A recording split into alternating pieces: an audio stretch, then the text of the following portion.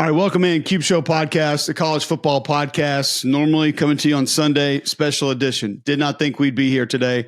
Did not think this would be happening at the end of this season. Alabama head football coach Nick Saban is retiring. Chris Lowe first with the report. I was actually on air on SiriusXM's SEC channel doing SEC Today with Aaron Murray. Murray saw the tweet. He talks about it on the show. I said, I got to call Chris right now. Called Chris Lowe. I had to confirm it actually live while doing the radio show. And he's like, why would I put that out? Of course it's real. I said, I don't know if you got hacked, if this is the wrong account I'm looking at. I did not believe it. And I do a daily radio show, WJOX in Birmingham, Alabama. We have had meetings about this day a year ago, 3 years ago, 5 years ago. This is something that we have planned for and talked about for a long time because we knew how monumental it would be. And it is a monumental day in college football. The greatest to ever do it, in my opinion, shutting it down. And I don't think just the greatest college football coach. I think Nick Saban's name will be mentioned when you're talking about just the greatest coaches in sports ever. Bear Bryant, Pete Carroll, John Wooden, Pat Summitt, Gino Auriemma, Coach K, Vince Lombardi, Phil Jackson.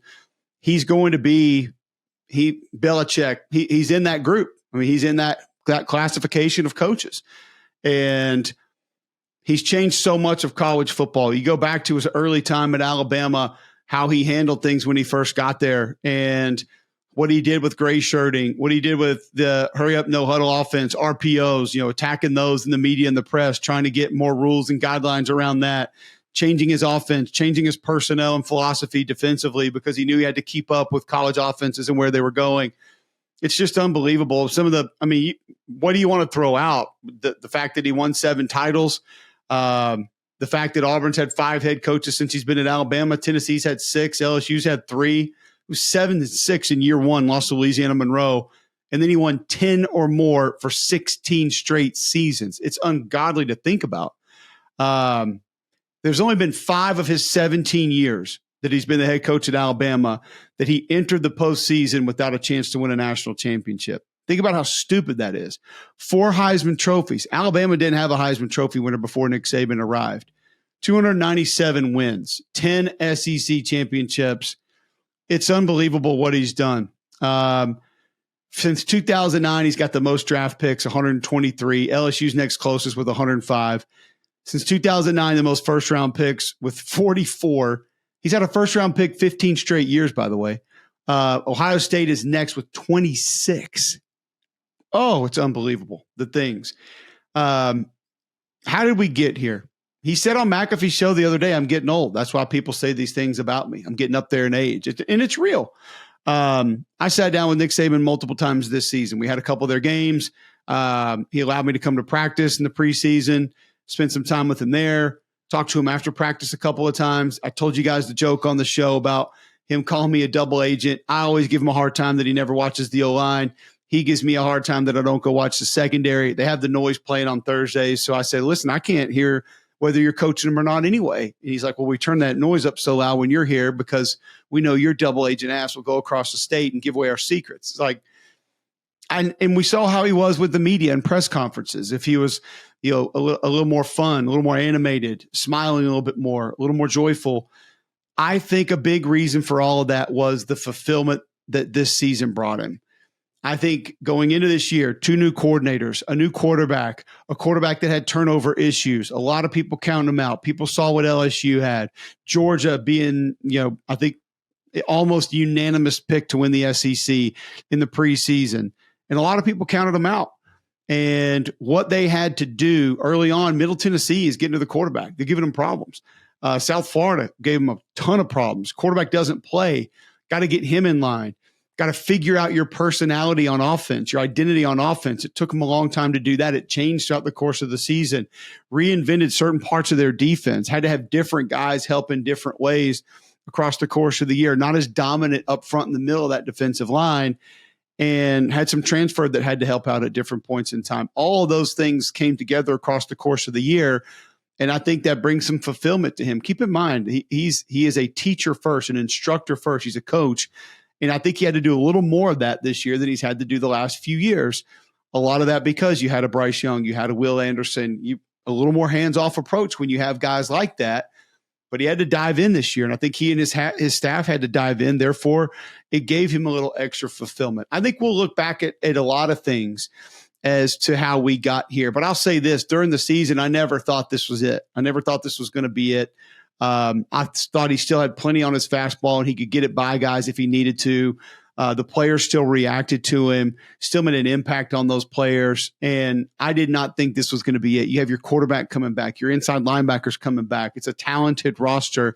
And I actually think top to bottom in college football next year, we will enter the season with fewer rosters that are on par, ahead, or close to what Alabama was going into this year. This year we had A&M, LSU, Ohio State, Michigan, Washington, Oregon, Florida State, Clemson. There are a lot of rosters that were knocking on that door of where Alabama was. And I think next year, a lot of those schools take a little bit of a step back. And I don't think Alabama takes a massive step back. So all of that being said, it felt like it'd be a great year to come back, 12-team playoff. And Coach Saban can come back, and I'm not going to say have an easier chance to win a title, better chance to get in, but then you still got to go win more games to win a national championship. So I didn't think this would be it. I'm thankful for the time that I got to spend with him. Just talking football with him is always impressive. Watching him give us demonstrations on how he coaches DBs, I'll never forget that. Never forget our conversations after practice. I talked to him for about 20 minutes after the SEC championship game on the field. The TV folks were trying to pull him away, and he and I were just talking football. And I'm not going to share that conversation, but it's one of the more memorable conversations that I've ever had in my life, both professionally and personally, because of some things that were shared there. So he's been great to me. He's been great to our TV crew. He's been great to us on radio in Birmingham, and I'm appreciative of that. And it's just it's a monumental day for the sport that we love so much. And I do believe with all my heart that where this sport is going had a pretty heavy hand in this. I think he loves college football. I think he loves the players. I think he loves coaching it. I think he loves the games.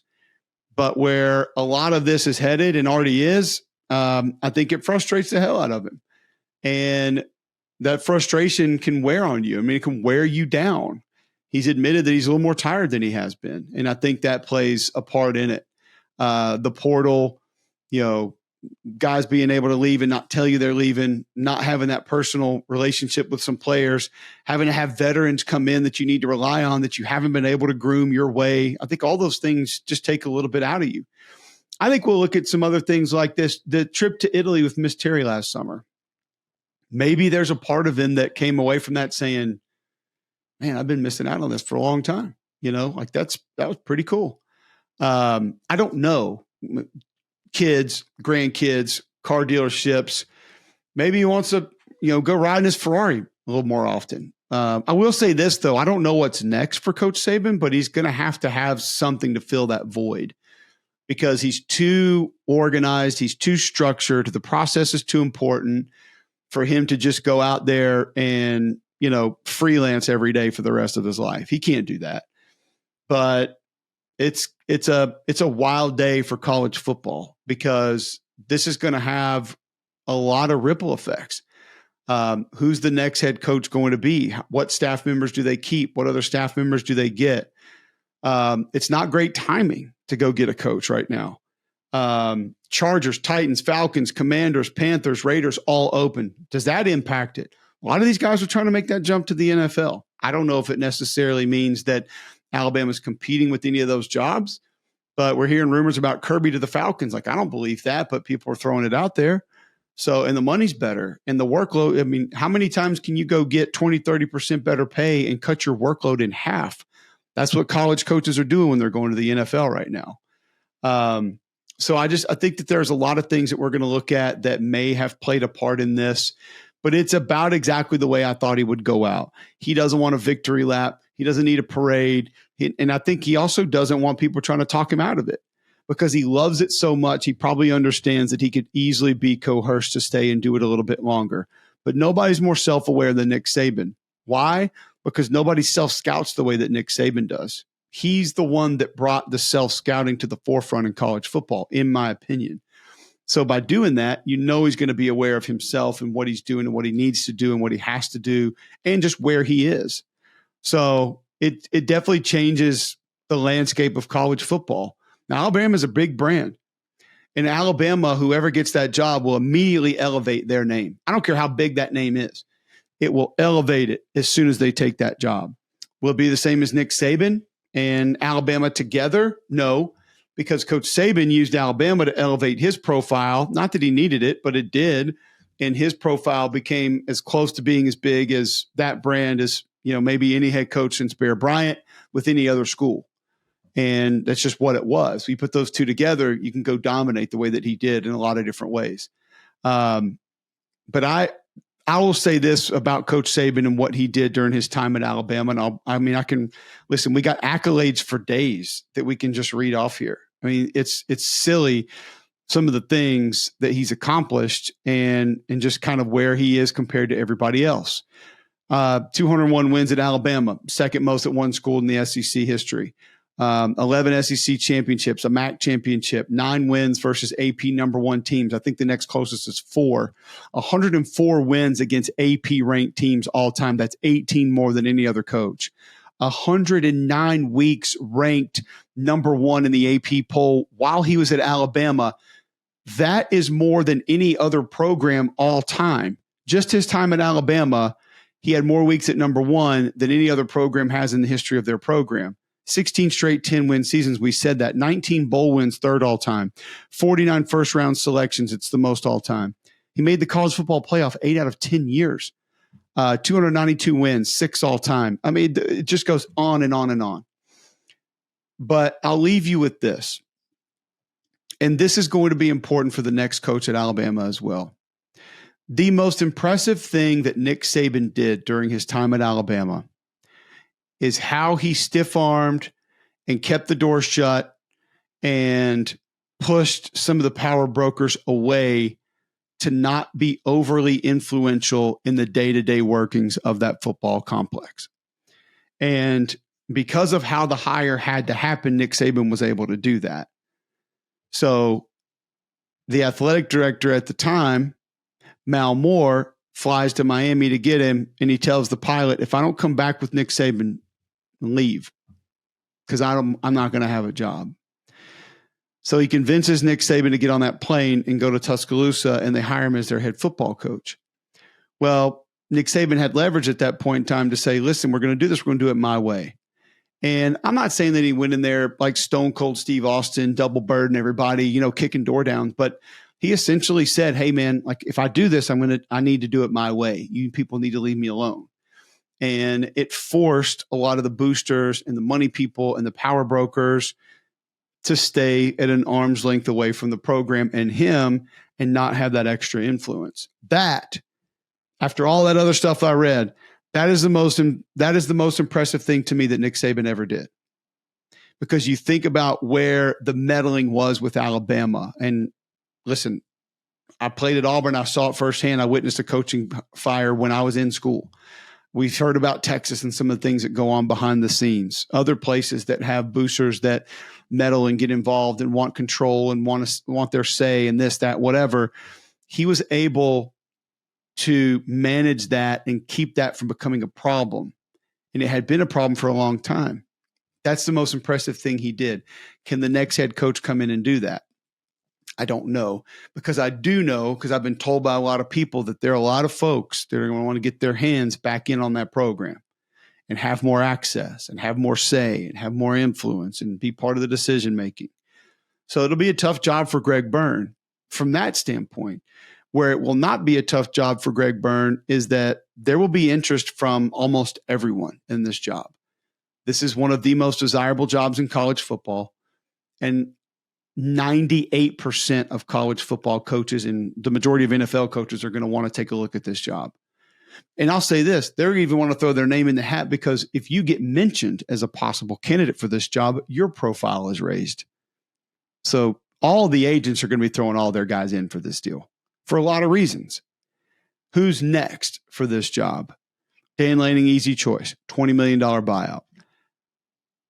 I understand people think that all these athletic directors are Scrooge McDuck and they're swimming in these giant vaults of $1,000 bills. It's not that. It's a lot of money. And with where NIL is and other things that are happening in collegiate athletics right now, I think it's a real roadblock. Also think Phil Knight, if getting Dan Lanning to be the Alabama head coach is us crossing the goal line and it's 4th and goal from the 1, like Phil Knight is Patrick Willis. Like he ain't letting anybody in there. And he can go write the checks and he can throw his clout in the middle of that deal. And if he wants to keep Dan Lanning, he will. Also think that a similar deal with Sark. Texas can throw all the money at him. Sark's got a good thing going. I don't know why he would want to leave Texas with what he's done. He just got out of the playoff. They've been recruiting like madmen. He's going to have a good team coming back next year. So who else is there? I think you can remove Dabo. I think you can remove Lane. One of the interesting aspects of this hire, in my opinion, is going to be how far down the rung of experience with college coaches can Greg Byrne get to even present to the people he needs to present to in order to make this hire. So by saying that your Chris Klymans, your coaches like that, your Lance Leipolds, can they even be real candidates for this job? My heart tells me no. My brain tells me yes, they should be, but I doubt they will be because I know the all-encompassing aspect of what this job is. And big program experience is probably critical for this. I live right in the epicenter of the media attention that this job gets. I have a pretty good idea what it's all about. I played against the school. I grew up in Birmingham. I do a morning radio show in Birmingham every day. I've had Alabama games for the SEC network. I know what it is, and it's a lot, and it's demanding. So the understanding of that, I think, is going to be considered highly valuable. But there are a couple of names like Dabo that I think you can probably scratch off. I don't see that going down the road. I don't think Lane is there going down the road is a real possibility. Dan Lanning, very possible. Kalen DeBoer, maybe. But there will be a couple of names that are not on the list of next head football coaches at Alabama odds by the Vegas odds makers that are being discussed and talked to. There are going to be other coaches who throw their own names in very quietly, but don't want everybody else to know that they're showing interest in that job. So Greg Byrne's got his work cut out for him. And I've sat in Greg Byrne's office and talked to him before, and he's told me I've got a list in the top drawer of my desk for every sport of 4 or 5 names that when the time comes, I will attack and go after. So he has a couple that he knows he wants to talk to and a couple that he knows will be good. But this is a monumental day in college football. I still can't believe we're here. I don't think that I will believe this is real until I see the next head coach run on that field against Western Kentucky in Bryant-Denny Stadium. Guy's already got a statue. I don't know what else you do for him. If you ever wanted to rename the stadium or the field, he's going to get the field easy. But I think you reconsider the stadium. And he's meant a lot to college football. He's changed college football in a lot of ways. It's not a sad day. It's just a weird day because, I mean, first off, he's alive. He's okay. Second off, I don't think he would want any of this, feeling bad about it or sad about it, anything like that. But this is one of the most proud programs in the sport that we love. And now they're going to have to go a different direction. And the chances are it's not going to be anywhere close to what it's been for the last 15 years. It just isn't because it's been that freaking good. And he's been that dominant. So we got more about this to discuss. There's plenty more to talk about. I had to at least come on and address it. I do think he's the greatest college football coach that ever lived. I do think that he has completely changed the sport in multiple ways. I hope he stays involved in it. I think he will. I think he has to. When college football has meant that much to you and you've put that much into it, and it's given that much back to you, I don't think you can walk away from it. I don't think you can turn your back on it. And I think deep down, Nick Saban loves it too much to walk away from it. I don't think that'll happen. And we're already seeing the effect. Ryan Williams, 5-star receiver, has already said that he's decommitted from Alabama. So does that mean Greg Byrne needs to step on the gas and do this fast? I talked to McElroy earlier, and he's like, you got to get it right. You can lose an entire signing class. You got to get it right. And I agree with that. You don't fast forward this for 2 or 3 recruits. It's not going to happen. And the portal will open back up for Alabama for 30 days, I believe. So that can also change things on that roster. But there are a lot of guys on that roster that went to play for Nick Saban. There are a lot of guys that went to play for Alabama. And they understand that a large portion of what it is going to stay no matter what. The next coach has got to be smart enough to know that, like, their nutritionist, Amy, like, she needs to stay. Jeff Allen's got to stay. He's a head trainer. Like, there's Josh Maxson, the SID, he's got to stay. Like, you can't go in there and start pushing those kind of people that have meant so much of that program out. Like, there's going to be somebody got to draw some lines in there. It's like somebody asked me when Hugh Freeze took over at Auburn, I was like, well, Dana Marquez, Kirk Sampson, Dr. Goodlett, like, they can't go. They have to stay. Like, they have kept that program together for so long, you can't get rid of them. And there's a couple of those people in Alabama, like I just mentioned. So I think the strength staff does a great job, Coach Ballou and those guys. I don't think you need to get rid of them. So that becomes interesting because Coach Saban has gotten some of the best in-house. Do you leave them and allow them to go somewhere else? Do you try to bring someone in who you know is going to keep them? It's a lot, man. It really is. It's going to be interesting to follow. We'll have a regular episode Sunday, and we'll update this. We're also going to have Will Rogers, former Mississippi State quarterback, on Sunday, going to join the show. You're going to love that interview. It's going to be a lot of fun. Thanks for tuning in. I can't believe it. I don't know if you can. We'll update you on it as much as possible here in a few days.